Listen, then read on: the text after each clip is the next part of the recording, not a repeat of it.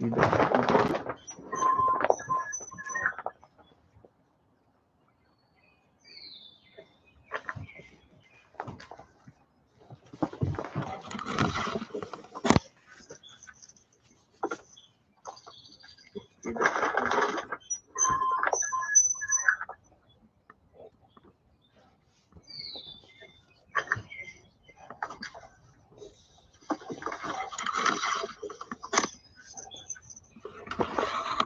About 15-second delay.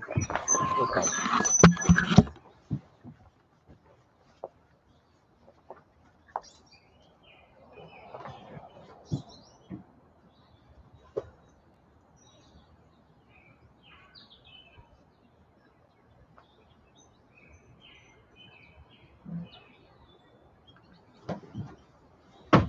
Working.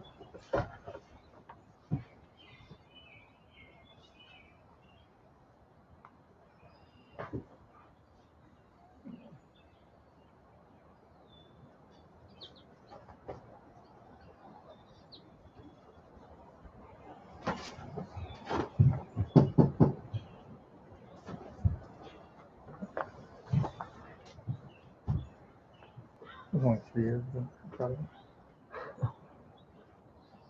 5 months, I think.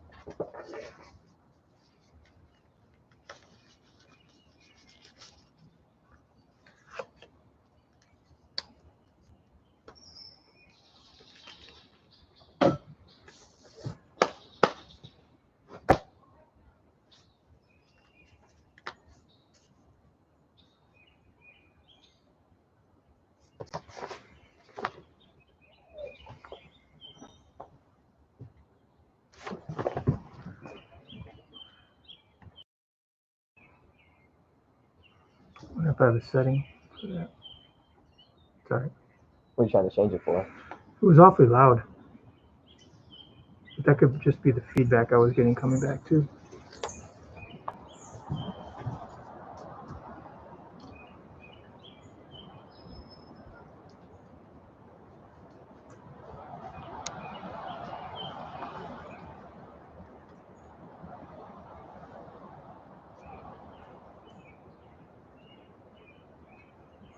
Up to a full class. Not bad.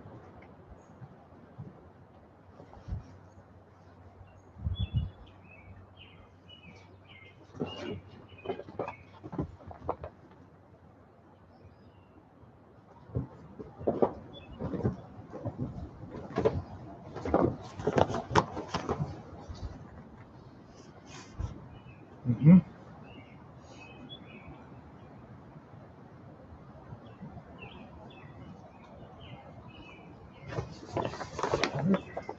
Last night.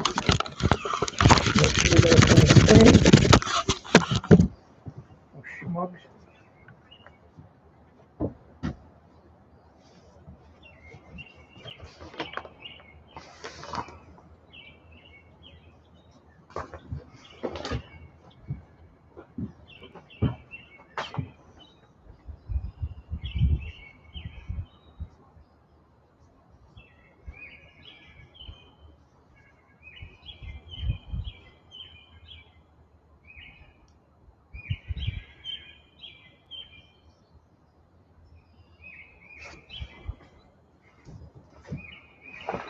Come on, 2 o'clock.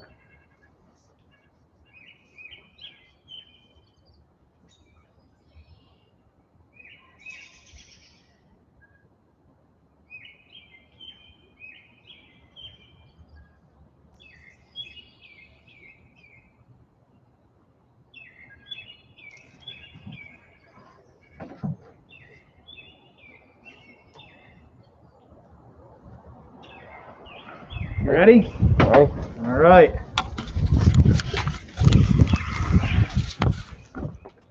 Hi, everybody. I'm Mr. Mainville, GRB Fulton High School. Thank you for joining me here today. I have Mr. Brown helping me out. We are at social distance, about 5-6 feet away from each other, both wearing respirators, gloves, the spiel. So we're trying to practice safe distancing. A little bit about today's dissection. We get these beavers through local trappers. The area is loaded with them, and so when people trap them, usually they just take off the pelt, and often in the gut pile it goes. What we do, what Mr. Brown and I do, is we get in between that. We get them to do a nice dissection for you. The animal is going to go to waste anyway. These weren't hunted for the purpose of this dissection today. We're just harvesting them so that we can get one more use out of it. Now, this is a high school dissection. This is a college level dissection. And of course, it's not anything lower. But what we're going to focus on are the body systems that we have been covering thus far. So circulatory system, respiratory system, digestive system. And then this week we went through the nervous system, endocrine, and then it's hard to do anything with the immune system with these guys, but we will especially look at the nervous system at the end. What you're about to see might be a little gruesome to start with. It's going to be missing its skin because it was skinned. But it's also, you'll get used to it, I think, after a bit. So one last thing about this guy, and it is a male. One last thing is that when you do take anatomy courses, they often ask you to give whatever you're taking and dissecting a name. And that's not to be cute, that's to give it respect. And things, when they have a name, we show them a little more respect, and that's what we're going to try and do. So I have chosen the name Woody. We're going to call him Woody today. So let's get Woody out.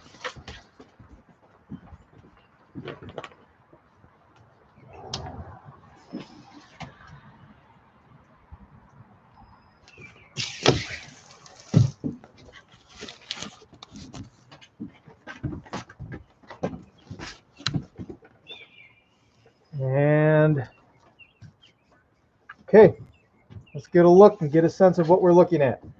To start with, on the exterior, they have a lot of glandular, I'm getting a little closer, a lot of glandular tissue underneath. When we did the endocrine system, we talked about a lot of different types of glands. Well, underneath their neck, I don't know exactly what type of gland is because I'm not a beaverologist, but this is glandular tissue. I know that because of the way that it's shaped. It's very bubbly. And I wish this is an experience I really want the students always be a part of, to be able to feel this tissue. It's almost like a jello feel to it. I don't mean to be too descriptive or gross about it, but there it is. Moving up to the mouth, he's had a bad day with his dentistry, but beavers have to chew. If they don't chew, their teeth just continue to grow. And so the way that they fit together is the top tooth, you can see, wears down, and the top tooth wears down from the bottom tooth chiseling into it all the time when it bites. There are cases in zoos where beavers didn't have enough to chew, and these teeth just kept growing, and they will grow crooked. Some have been found with the teeth growing through the roof of the mouth, so they will continue to grow until the beaver dies. Okay, so let's start with some of the muscles on the exterior. This right here, this large packety muscle right there, it's called your masseter. This muscle is what you do your chewing with. And if you clench your teeth down, you can feel your masseter on the side of your mouth. That's the same thing with these guys. Now, of course, they have a much bigger one because that has to be so strong to chew through all the stuff that they make, the wood that they chew through. What I'm going to do is I'm going to peel away, I'm going to cut away some of this glandular tissue so we can see some of the muscles underneath.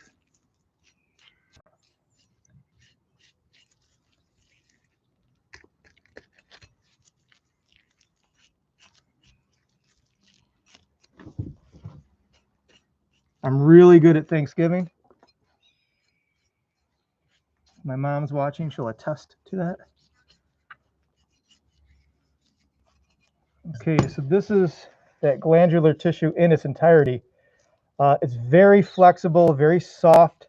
I don't think this is the thyroid. That would be an enormous thyroid if it were, but it feels just, I don't know. Again, I need a student here to feel this for me. I'm going to put it in my bucket. Another use we're going to get out of this is I have space out back where I put out the remains, and we get live coyotes, fox. I've had a bald eagle sniff it and check it out, but never take anything. Of course, the vultures will come. All right, so moving up, we have the larynx is right underneath this set of muscles right here. Your larynx is your voice box. This muscle right here that I'm holding, there's a pair of them. This is my favorite muscle to name inside the entire body. It's called the sternocleidomastoid. The reason it's getting given that name because it inserts in 3 different places. Well, or originates in the sternum. So the sternum, it also goes up to the clavicle, and then it makes it all the way up to your jaw, and this little spot on your jaw called the mastoid process. So that's how it got its name, sternocleidomastoid. It's the Hulk muscle. When you see Hulk smash and he's like, and the sides of his neck start to get really cordy, that's where that muscle is. Okay, so here's what I'm going to do. I'm going to start taking away some of this tissue so we can expose the larynx underneath the muscle. If you want to know, yes, this is my paring knife from the kitchen. Don't tell my wife.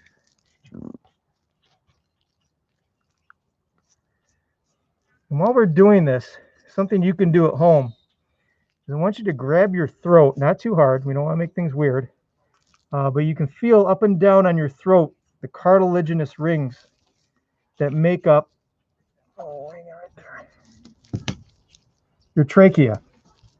And it goes from your larynx, your voice box, down to your trachea. And this is well, there's the larynx right here. And then it goes down into the trachea. And you can see right there. Yep, come back a little bit for the focus. Focus is oddly. This has to stay open. Your windpipe has to stay open so that you can breathe. Behind this is the esophagus. I'll get to that in a minute. Your esophagus can close because if you're not swallowing, then you don't need to have your esophagus open. But if you're breathing, which is hopefully every moment in between, just let me roll my sleeve up. This has to stay open. So the cartilaginous rings, they keep the whole thing open. So I'll take apart a little more of this. I'll try and get as far behind it as I can so I don't damage the esophagus.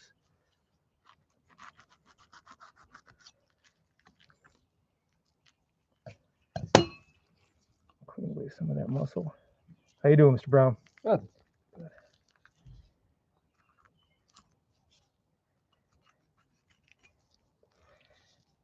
And having this outside, man, this doesn't even smell. There's no odor to this. Why I'm also wearing a mask.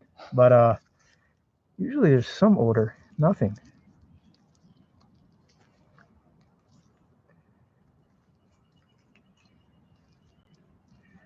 All right, there's a lot going on in this shot. So let's clear some of this away. What you're seeing right here are some nerves that are running down. We call them cranial nerves. Your nerves that run down to the heart and the lungs, they don't have to go through your spinal cord. They run outside of the brain all the way down. So this is one of the cranial nerves, and it passes right behind the trachea and larynx. Now this muscular thing that I'm poking with my finger, that is the esophagus. They travel together. Trachea sits on the front, esophagus sits on the back. And in a moment, we're going to take this whole thing out. But it's important to see how closely they are, and they're the same inside our body. I was just telling Mr. Brown that when I first started doing this about 10 years ago, I had never, ever taken apart a beaver, yet I dove right in because if you're talking about mammals, all mammals are generally the same with a few exceptions here and there. So I had a lot of confidence about where everything was going to be. For instance, that the esophagus is always going to be found right behind the trachea on all mammals. So I'm going to start removing that from the head up here.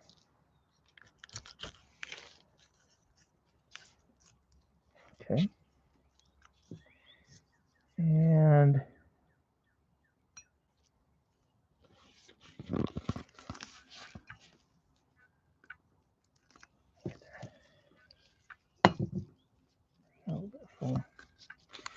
now, as I speak right now,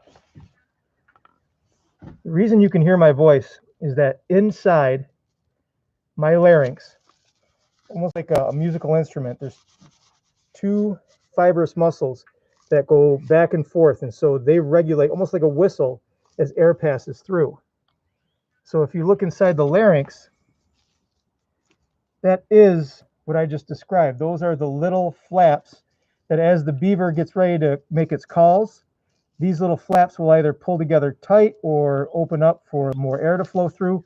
But this is essentially its little voice box of how it would regulate its voice. Fascinating. Right above that, I tried to tack it as much as I could. I need that.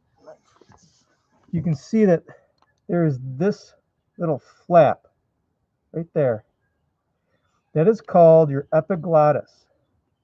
And your epiglottis will close up when you swallow, and it'll cover up, and it fits nicely over the trachea, right? Covers it up, and then your food passes by, and then it flips right back up. You can even, if I let it go, it flips right back up.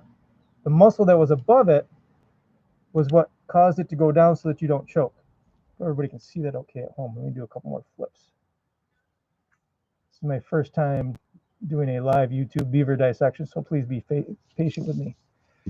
Anything interesting in the comment section, Mr. Brown? Oh, we got Donna Parkhurst. We have someone that thought this was going to be a discussion. Discussion spelled wrong? Yes. So here we go. Ready? This is going to be a fun part. You can already see a lot of the blood leaking out. I'm going to go down the sternum, and I'm going to peel away the pectoral muscles. If you're into working out, if you're into the body, if you're into exercise, you have to know that muscles only contract. And so when we do a push-up, and when this little beaver does his little push-ups, to get that push-up to work, the chest muscle starts at the sternum, and it stretches across our chest, and then it inserts way over on our humerus. Same with this guy. And so when this muscle contracts, it causes the arm to move forward. So when this pectoralis muscle contracts, if it were to pull tight, the arm would go forward.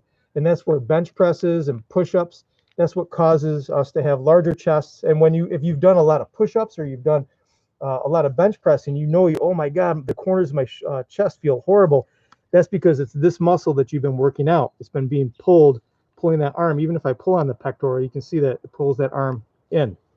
Okay, so I'm gonna go right down the sternum. I'm gonna fillet back the chest muscle, and what we'll be able to see are the ribs and the chest cavity. Something interesting about your chest cavity is that, and I think you're going to find throughout this dissection, is that we are very well organized inside. It's not just a bunch of lumped organs and bloody and messy. I think you're going to find the only reason there's blood here is because I opened up an artery. But you're going to find that this is a highly organized, very clean on the inside. So your lungs have to stay pressurized. You've probably heard of a collapsed lung, or I guess that's as far as I can go with that. You've heard of people having a hard time breathing because their lung has been punctured. Well, you can see that these are the ribs. Come a little closer on that side. These are the ribs. Here's the muscles in between. So when they breathe, they pull the ribs closer. So let's think about a breath. Your diaphragm, when you breathe in, there's a diaphragm that runs right here. It's a muscular sheet. And when it contracts, it opens up the chest cavity. And then when you exhale, it relaxes, and then the cavity goes.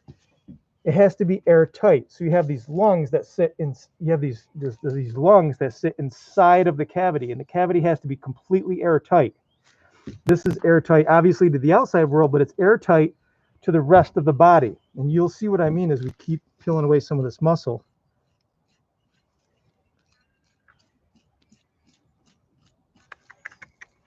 I'm gonna have to turn him just a little bit.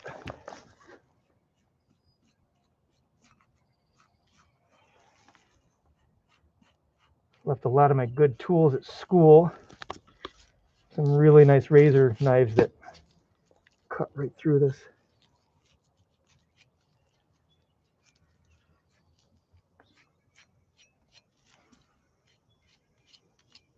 If you know someone who's had open heart surgery, this is, first of all, this isn't the way they would go about it. But to get to the heart, they have to crack the sternum, and the sternum is located right under here.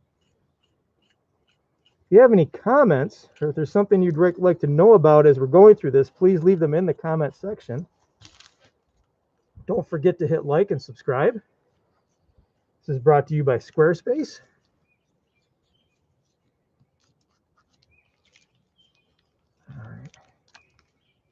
about good. Cutting through all the nerves. There's the brachial nerve. All right, so here's, you may have broken your collarbone before. This is the collarbone right here. It has two collarbones, and your collarbones can come right over the top. The collarbones are connected to the sternum, and right below this little piece of muscle that's left is the sternum. It's a flat bone, and then the sternum connects to all the ribs as they go down. I'm going to break the sternum and clavicle joint so I can just get to the thoracic cavity. Thoracic cavity is where your lungs are. Now I've already, I can feel that I broke the seal a little bit, and because of the limitations of the camera, I can't show you, but if I put my finger down here, it stops. There's another membrane right here that prevents any more air. I mean, like I told you before, this has to stay nice and sealed. This is preventing any more outside air from coming in. So I'm going to have to get inside that membrane. And let's think about it. What am I going to see? If I open this up, every diagram you've seen since you were a little kid, you know that it starts with the heart and the lungs sit behind. So I should be able to see a heart, and then the lungs should be farther in the back. The sternum has a piece of connective tissue that connects to the heart and keeps it there. Think about running around and jumping around. You don't want your heart sloshing around inside your thoracic cavity. So it's all connected inside so it doesn't move too much. But then your heart even has this little bit of connective tissue that goes around it, and it's called the pericardium. Thank you. The pericardium is filled with a little bit of fluid, and it keeps the heart from rubbing up against something else. Think about your heartbeats every day, right? So let's do some math. I've got a resting heart rate of about 60. So 60 beats per minute. So there's 60 minutes in an hour, and there's 24 hours in a day, and there's 30-ish days in a month. This thing is always moving. And so take your hands and rub them together for a few minutes, and you can feel the heat that builds up. Same thing's going on with your heart. If your heart's always pumping on the inside of your body, it will be rubbing up against the inside of the tissues. It would be becoming abraded. So therefore, it sits inside this little membrane called the pericardium. And the pericardium has a little bit of fluid that lubricates it and prevents it from becoming irritated. If you know someone who's had pericarditis, that's a viral infection of that, and it can be treated, but that's where the name pericarditis comes from. All right. This is why I went out to the garage. Got to get the big boys. Now, this is what they would do if you had to have open heart surgery. You have to cut right down.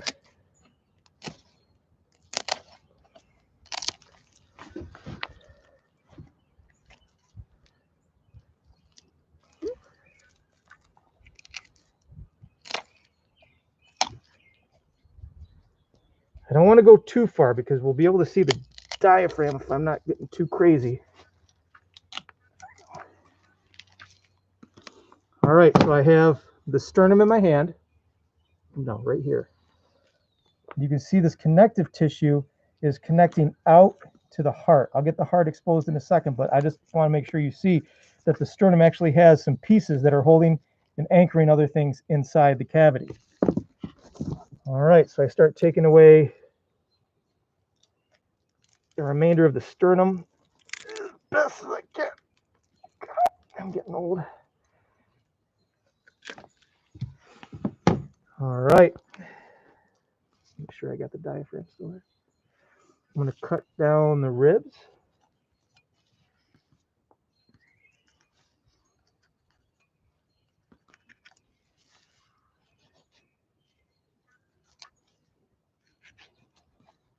Let that blood leak out.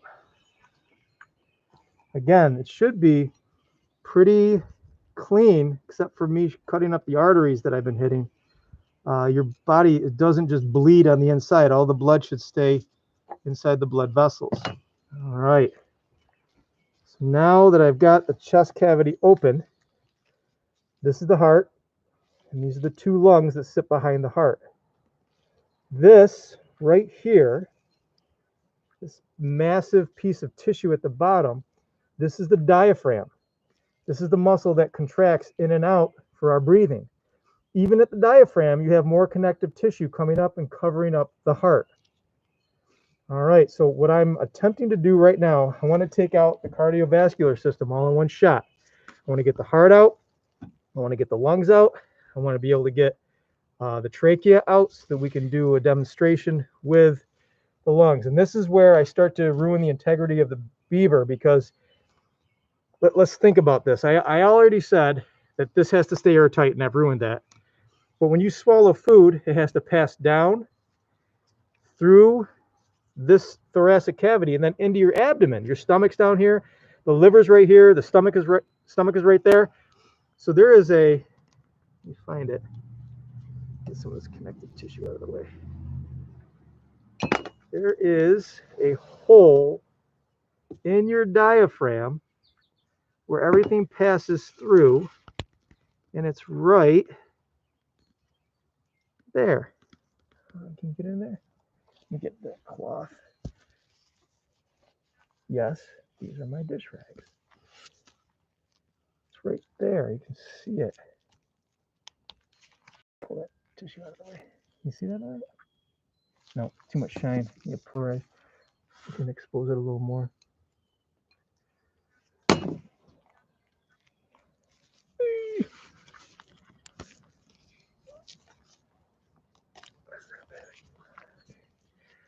All right, we'll get it out in a minute. It's just getting a little too gooky. All right, so I have to get everybody out. I get in the back of the lungs. I start cutting away and work my way up to the neck. Oh, come on, buddy. Woody's not cooperating.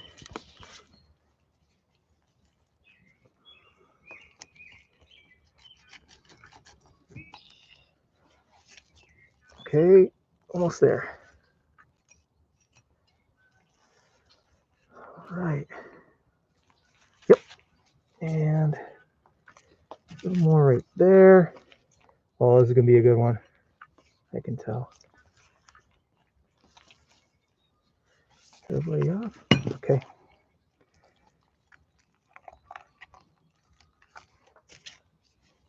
I know it looks like a mess, but it's not. This is actually working out pretty good. Okay. And now I'm going to cut the esophagus. I have the esophagus right in my finger right now. That's the esophagus that would pass through the diaphragm right there. It's all welded together. All those cells made their decision a long time ago to be. And I cut that off, and now everything should just, with the exception of you, come out. All right, that's it.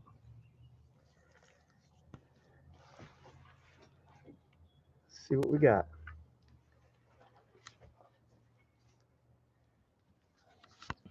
Get a little of this off. A little bit of cleaning to do. Be patient, please. Anybody in the comment section while I'm cleaning up? Shout out to Miss Sard for not passing out yet. She's here viewing. Sard, you're doing great. All right, so there's the heart. And like I said, it's inside a little sac. That's called the pericardium. And then behind it are the pair of lungs. The lungs are lobed. There's different pockets of lungs. I'm going to open up the pericardium so we can view the heart.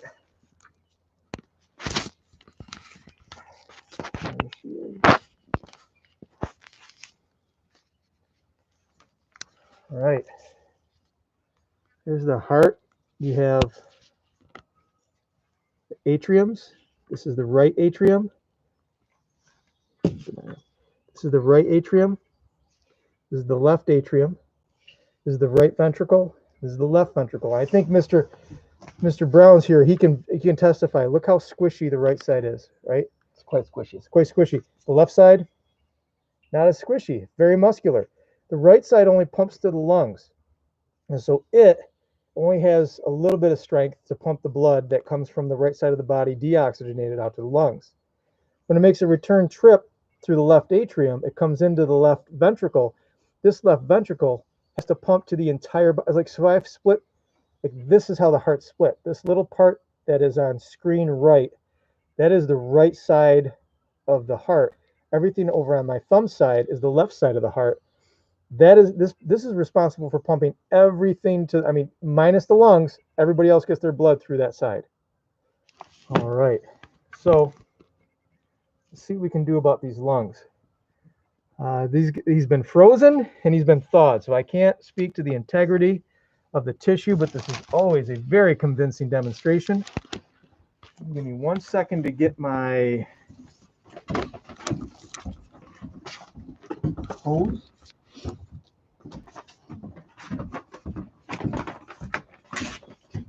So a little bit about this hose. This hose has two sides. It has a green tape side and has a not tape side. That is so that if I do multiple demonstrations, I can remember which side, the green side, goes in my mouth and which side doesn't. And sometimes you wonder about, like, well, that's a silly law, or why do we do it this way? Well, it's always because it had to happen that way. Something caused it to happen that way. There was an event. So yes, there was an event that caused me to realize I need to put tape on one side rather than the other. So pull this out. All right, now put this down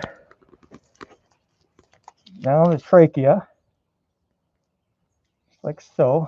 I'm going to intubate him. All right, here I go.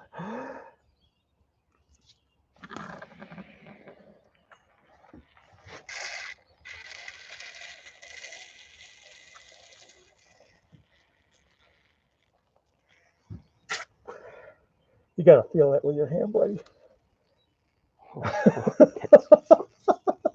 Isn't that crazy? That's awesome. I know. And then when the air leaves, there it is. Yes, of course I'll do it again.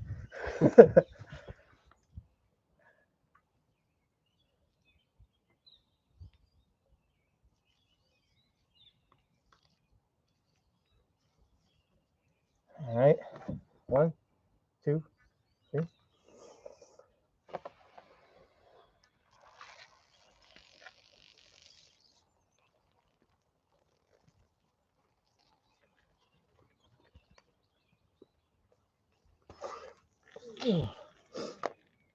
There you have it. So I want to blow this up one more time. You got to feel it with your hand when it's completely on. I'm blowing on it. It feels, I don't know that there's even anything on earth that feels, well, first of all, feel that. So flimsy, right? Yeah. But I don't know how to describe this. Maybe you'll do it.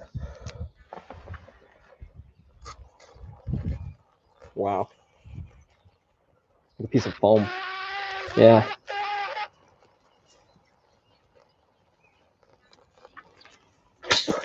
I'm gonna pass out. All right. There she is. I'll let you sleep. All right. So the thing I want left to do is take a look at the heart. I'm gonna cut it off at the aorta. And I want to open up. See, normally, guys, in a normal bio year, we would spend a lot of time talking about the chambers of the heart. This is a not no food. Like, this is a, yeah. All right. Why don't I just go through the heart?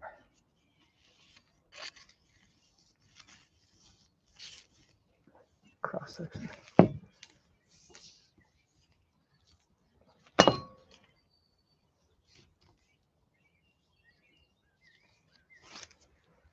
Okay, so the heart sits in your body like this.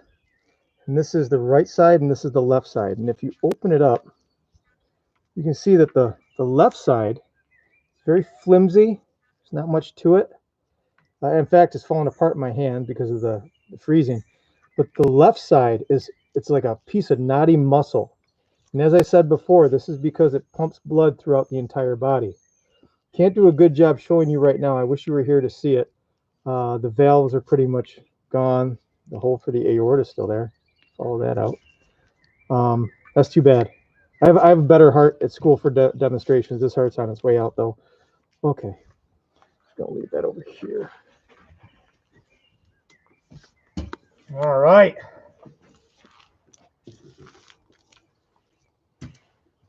Cardiovascular, lungs, heart. We still have the diaphragm, and right there is the esophagus, the top of the esophagus. And in fact, I don't know, that's pretty cool. I got lucky on that cut. You can see right at the top of the stomach, that little guy that's sticking out there. That is the pyloric valve that's going to let food into the stomach. Now, this whole thing, this whole body is encased in peritoneum. It's a connective tissue. It's on the inside of the body, and it's a connective tissue that holds it all together, keeps it from moving around. I'm going to make a nice cut. I'm going to try and, I'm not going to be able to get it all, but I want to be able to get enough of the muscle away so that you can see what I mean by that membrane.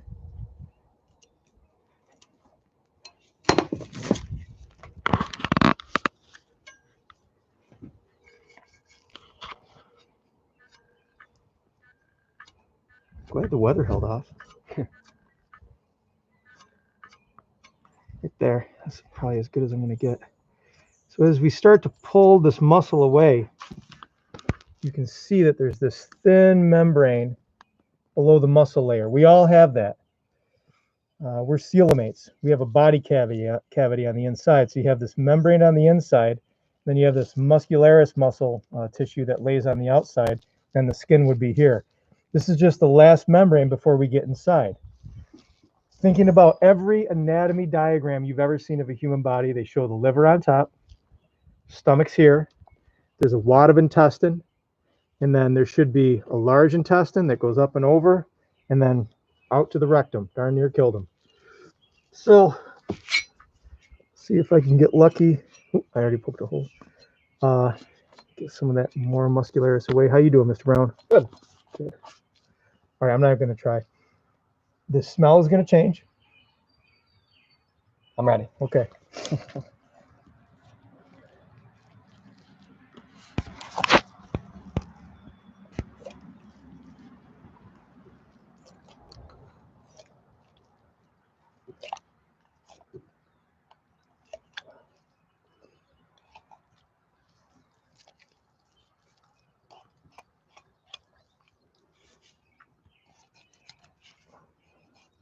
Smells great. It has that je ne sais quoi.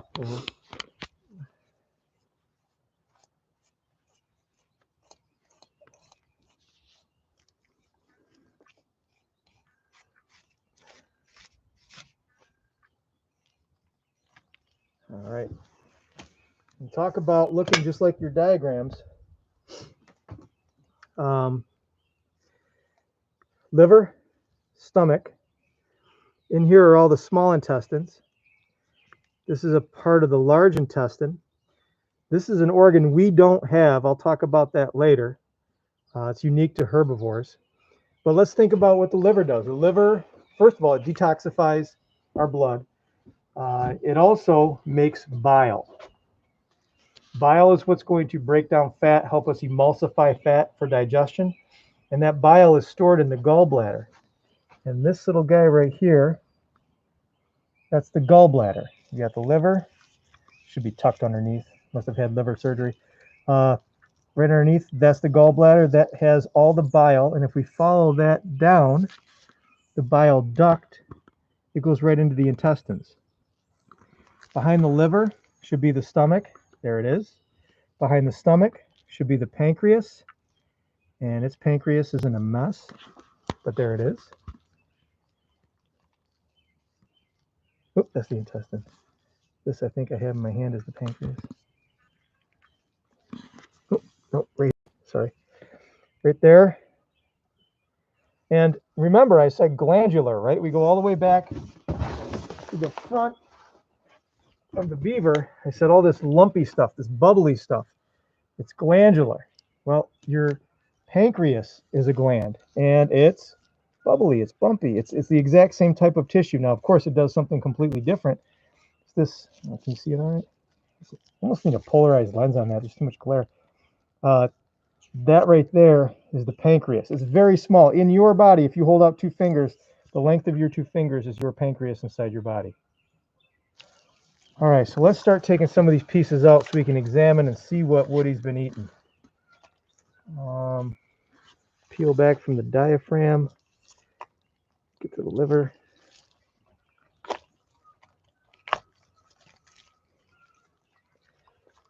Give the liver a place to go. All right, so from our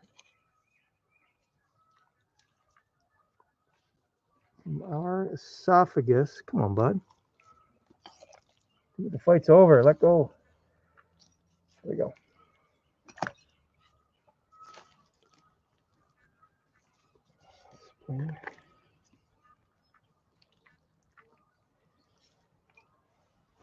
All right, so this is the stomach. It's pouched. It's very muscular. This is the top pouch. This is the bottom pouch. And he's a herbivore, so whatever I find in here should be plant matter. And every time I cut it up, I'm never disappointed. It's just plant matter. It's just wood chips, bark. They don't actually eat the wood chips. They eat the bark, but we associate them with eating the wood chips because we see the wood down and we see the trees down and the chips everywhere. They're more bark eaters, and if I had students here, I'd ask them to smell it, because as gross as it sounds, it smells just like pine trees, and it smells like trees. And since we're social distancing and I'm going to leave my mask on, I'm not going to smell it myself. But that's what it smells like, a lot of tree-like matter. All right, so he's going to digest that. Now, plants can't, they're made of cellulose. Mammals don't have an enzyme to break down cellulose. So whatever enzymes he can use to get nutrients out of this, the cellulose is going to have to wait for later. All right, stomach's breaking down proteins, breaking down what it can, and then it makes its way to its intestines. Now, of all the parts of this, of all the parts that I take into consideration during this dissection, the part that happens next, to me, is possibly the most beautiful thing inside this animal, and it's also inside us. Once the food leaves the stomach and it enters the small intestines, it has to be broken down. That nutrient has to be absorbed by us. So as it passes through the intestines, think of the food passing through the intestines. It has to go somewhere. You have to extract the nutrients. So along the stretch of all of our intestines, there are little capillaries that all bleed off of the intestines, and they all go to the liver. Your liver has the first bite at the apple, so to speak.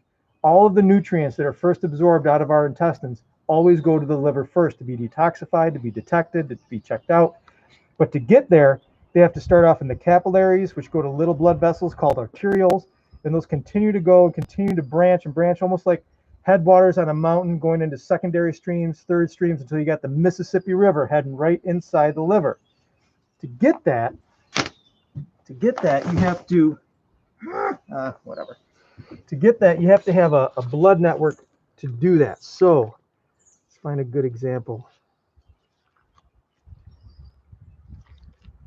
There we go. So if you look at the blood vessels on this intestine, get a little closer. Here you have the small intestine, and microscopically, there's all these little tiny capillaries that are coming off. Those capillaries feed into larger blood vessels, which are larger blood vessels, until they get to this larger blood vessels. Now it's merging with this blood vessel, and they all go back to what we call the hepatic portal vein. This ends up going back to the liver. HEPA, I think in biology or anatomy, HEPA is going to be your liver. But if I just fan this out, this is just a tiny piece of its overall intestines. And let me do it this way. How about this? Since we're not using this piece of, just to get a sense of it.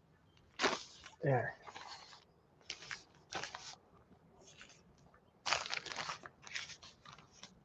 almost like a flower.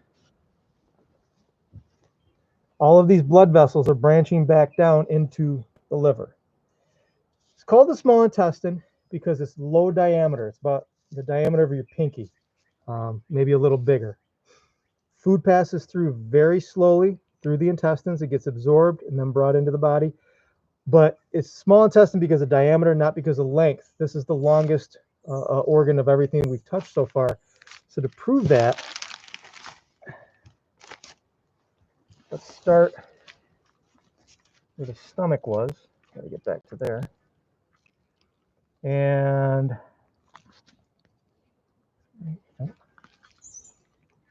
we'll find it.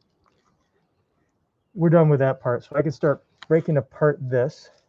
And Mr. Brown, will you feel right there? Feel that cord? Yeah. It's a connective cord that runs through the entire intestines and holds it all in place, gives the tissue something to anchor to. I'm going to pull that out. I'm just going to keep going until I can get all of the intestine out. If you like sausage, some sausage is made with the intestines because you can fill it back up with delicious meat. Not something that's right on my brain right now, but you get what I'm saying. Just keeps going and going. It's like a clown car of intestines. Gotta be careful when I get to the end. That's the end. I gotta get back to the beginning. How you holding up? Good.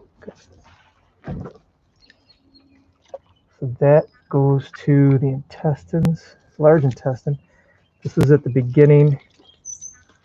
This came from the bottom of the stomach. Just gotta pull it out. Let go. There it is. Ooh, got a little more. A little more.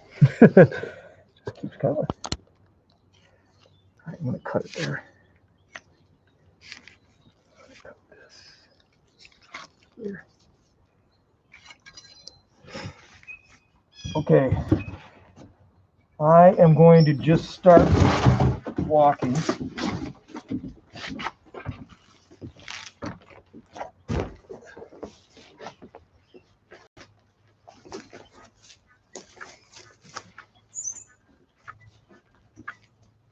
My dogs are gonna, ooh, it broke. So right from about where you are to me, that's the length of Woody's small intestines. What would you say, Mr. Brown? 20 feet, 25 feet? About 20 feet. 20 feet of small intestine. So it gives that distance as the food passes in, it moves it a crawl, just being absorbed, being worked on. It gives the body enough time to pull all the nutrients out that it can.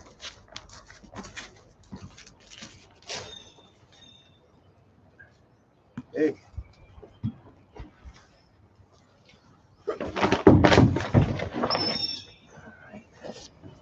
And yet, it fits so nicely in a little ball. Cool. All right, so that was for the small intestine. This is where the nutrients gets absorbed. Once you get that done, I haven't mentioned it yet, but all along this process, once we start digestion, the body has to invest a lot of water. The water softens up the food, makes it easier for the enzymes to work on it. So now the body, Woody's body, would have to get that water back out. To do so, it uses the large intestines. Normally the way it works for us is we pass food into our large intestine and then out through our rectum, colon, out to the world. But this little guy, because he eats so much wood, and because they can't, when I say wood, you know what I mean. He eats the bark, and the bark contains cellulose that he can't digest. Well, that goes over into this weird organ, and I had to look this up the first time I took apart a beaver. How do you get this guy? If you're a deer hunter, see Mr. DePoint's out there, he knows about this. They have this thing called a cecum. Come on, buddy. Where are you? Here. So the food enters through here, and this should be the normal path of large intestine out to the rest of the body. But now I've got this pocket over here, this extra something. This whole, it's like a whole purse of stuff. That purse of stuff, this is all old digested woody material that bacteria are inside here, and those bacteria are continuing to work on that cellulose so they can extract just a little bit more nutrients out of what's in there. And since this started on his right side, let's see if I can find it.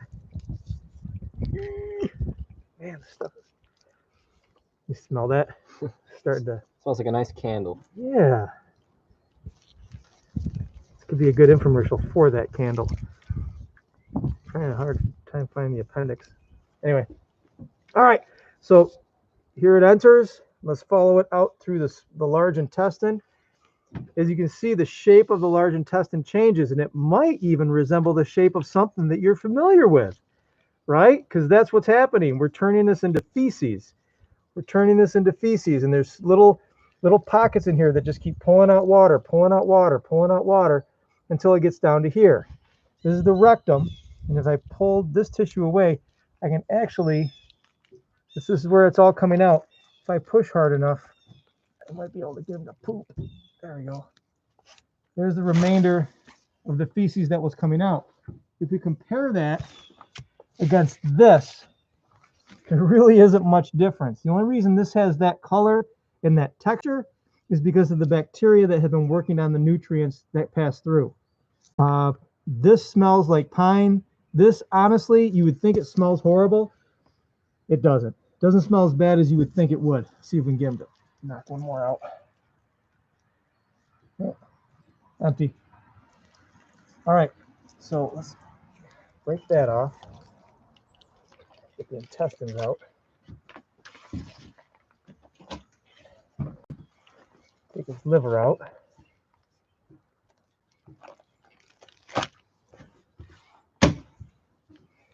And now we have the excretory system. In the back wall of the body sits the kidneys. Your kidneys have blood vessels that feed to them, your renal arteries and your renal veins, and they bring in the blood, and inside the kidney, I'll open them up in a minute, inside the kidney, this is where blood gets filtered out of toxins like urea. And then these two cords right there, you can barely see them, they're the ureters. Here's a ureter here, and here's a ureter here.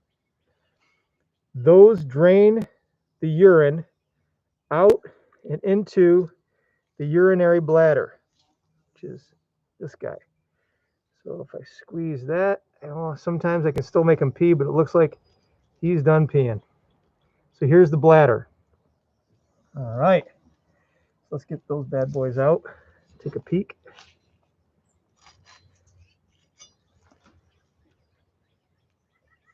Starting to sprinkle. Come on now.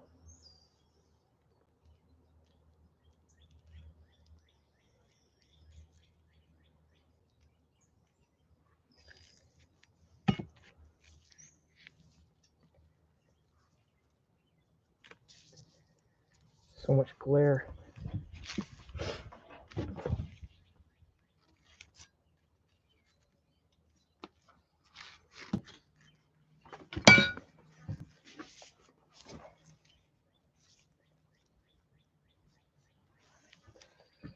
All right, let's see what we have. Oops.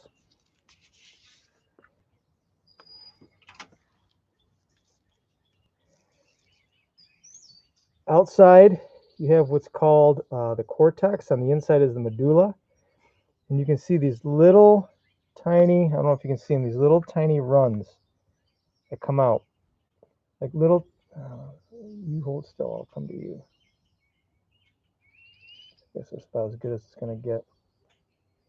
These little tiny pockets that come out, and they all bleed into this collection tubule. This is where your urine, this is where your urine drains to. So it starts as these little droplets that come from the outside of the kidney, and they all collect down longer tubules until they get to the main tubule, and then they leave through what will become your ureter. I mean, did we do that? Kidney ureter? Oh, we didn't do kidneys this year because of just because. So we would have. All right. So there's the kidneys. kidney out of the way. Almost done. This is a boy. Some mammals for reproduction. Hopefully there's no little kids watching right now. Some males for reproduction, for copulation purposes, the penis has to be able to do its job. Let's just leave it at that. And to do that, it sometimes needs a little help. So this guy, beavers, all males, have something called I think it's pronounced a baculum. Familiar with that? No. It's crazy. Okay.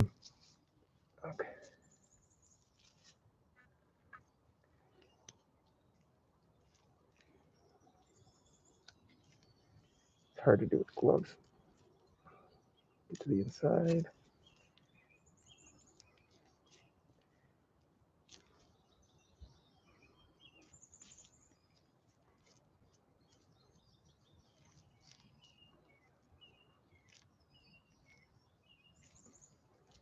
Okay.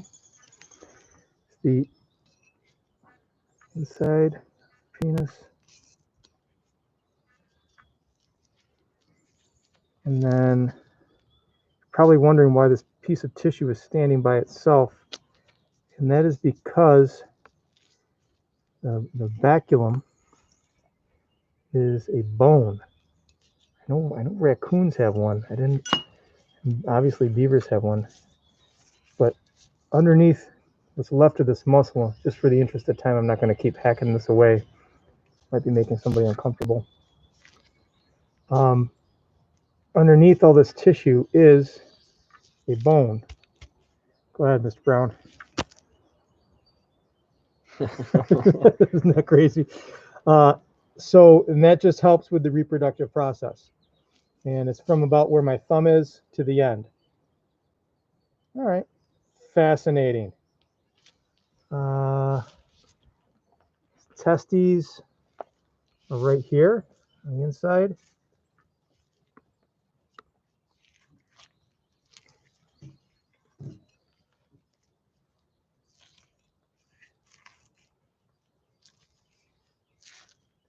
So that is one testy. That's the vas deferens. I think that is might be the prostate or the seminal vesicle. And then I cut that out.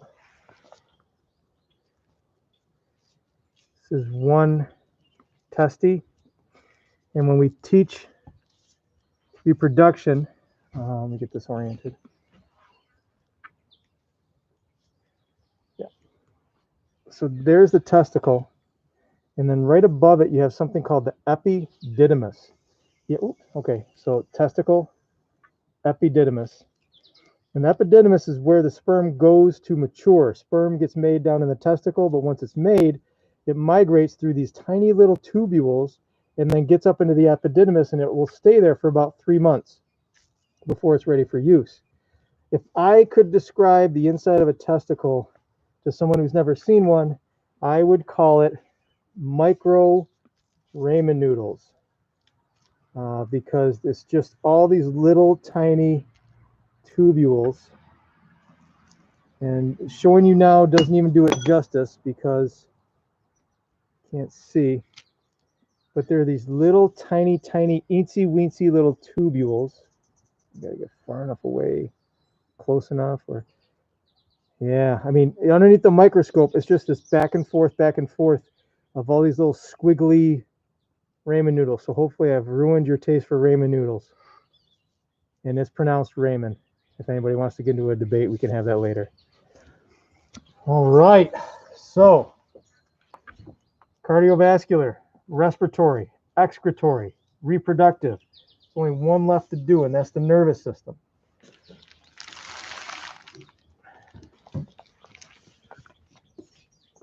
Gently, ever so gently. Through there.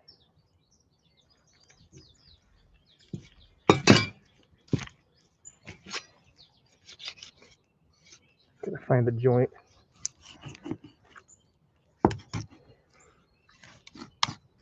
Talk about myelination this week. Yeah. The white that you see right there, that's myelination. The nerve is on the inside. I did a bad job of cutting it, but you'll be able to see it better when I get to the spinal cord. Myelination allows nerves to fire faster.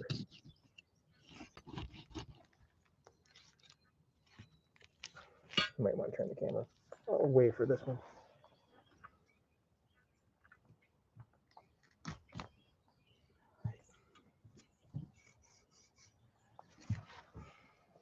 Okay, so now we are looking down the central nervous system, and this is the back of the skull, and this is the hole that leads to the back of the skull. It's called the magnum foramen, and that right there is its spinal cord, and you can see that it's white. That white is all of the cell axons that are myelinated, and on the inside are all the dendrites. We can't see those, but it's accumulating on its way up. So the white stuff is all the myelination. I wonder if I can look down. No, it's not going to work. Okay, so what I'm going to do right now is I'm going to have Mr. Brown. He's going to face the camera towards the backyard, and he and I are going to work on getting the brain exposed. So just give us a few minutes to work on this. I'm gonna have to get this salt off.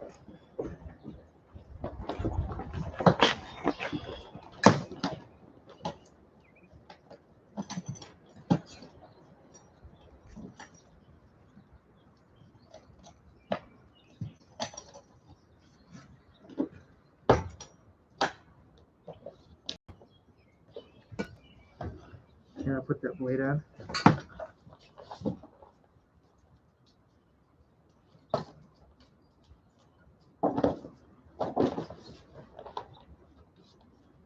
Doesn't matter which one. Probably the one that isn't bent. I don't want somebody taking their hand off.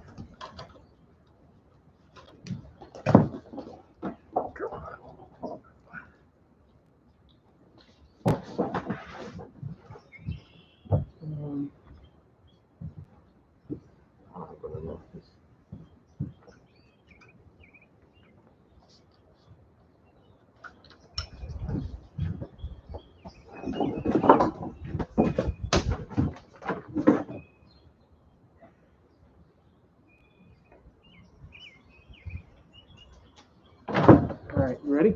Yep. You're doing it.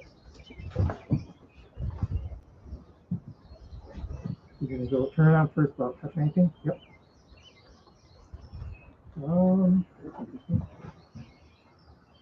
Nothing? Not safety or anything, is there? Got a plug from the inside. We'll be right with you, public.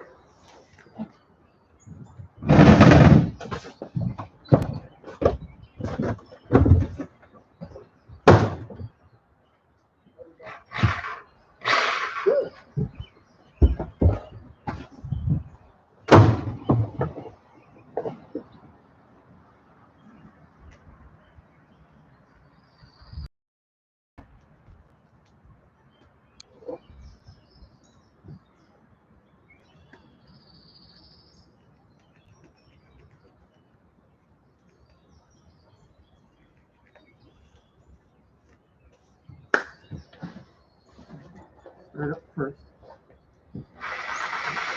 All the way.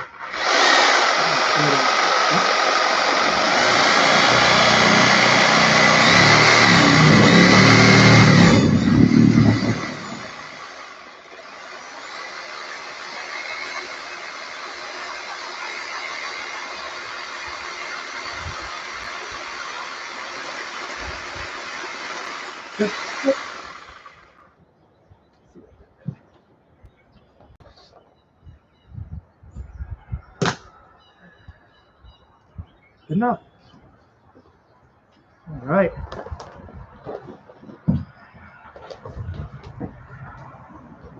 Cross that. All right, welcome back, everybody.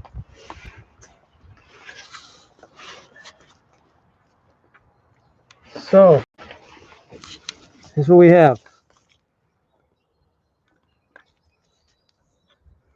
different parts of the brain have been exposed. So there's the spinal cord. Let's find this the right way. Yep. Here's the spinal cord as it was coming in, and it passes by something called the cerebellum. This is motor function, muscle memory. So if you think about doing something, a sport, an instrument, it's really this part of your brain that you build up. That's what I'm looking for, like more neurons, more neurological strength. Who was it? Alexa Patterson. Lexi, this is the part of the brain that we were talking about. This piece builds up, the neurological pathways build up, not the size of the cerebellum. This also controls coordination and function. So we go up a little farther. Past that, you have the pons, the medulla. Those pieces help with breathing, heart rate. And then you get to this structure right here. It's sort of like a gummier looking thing. That is called the corpus callosum. That is the bridge between this side of the brain and the other side of the brain. And information passes back and forth. So one side of your brain is more for, I would say, art and what's the word? Abstract thought, and the other side of the brain is more for mathematical, logical reasoning. Above that, this piece, this is scientifically called the thinky part. That's your cerebrum, the frontal lobe. So this is the front, this is the snout. This is where its personality, all of our personalities lie in the frontal lobe. Behind that, somewhere in the thalamus, you have like your limbic system, you have your emotional center. So think about this. This is sort of cool. Smell passes from your olfactory. There's some nerves that go this way. And then when it has to get to the midbrain for information to be decided about what you're smelling, it has to pass by your limbic system. And your limbic system is a piece of neurological framework that's in here. So let's say you think, oh, I smell crayons. It brings me back to kindergarten. It's because when you were smelling crayons as being a kid, that smell was passing by your emotional center, and it helped ingrain some of those emotions with the smell. It tied the two together. So that's where that comes from. As I told you before, the tooth keeps growing. Well, this is the bottom of the tooth, and that tooth is embedded. I mean, look how far. This is the front of the tooth that we were talking about. There it is. I can't see the bottom. I didn't get to the bottom jaw, but it's embedded pretty far. I'm not going to take the eye out. That takes way too long, as well as the ear. Nice cross section, though, isn't it? Beautiful. It really is. Piece of work. I might bring that Sawzall to school more often for this demonstration. Usually we make a mess. We try to soften up with like a light hand, and it doesn't work. All right. I think that's it, Mr. Brown. What do you think? Yeah, I think so. Yeah. Don't let the neighbors see this. If you guys have any questions or want to know more about what we were doing today, you can email us, either Mr. Brown or myself. Otherwise, thank you very much for attending the 2020 Beaver Dissection, and thank you.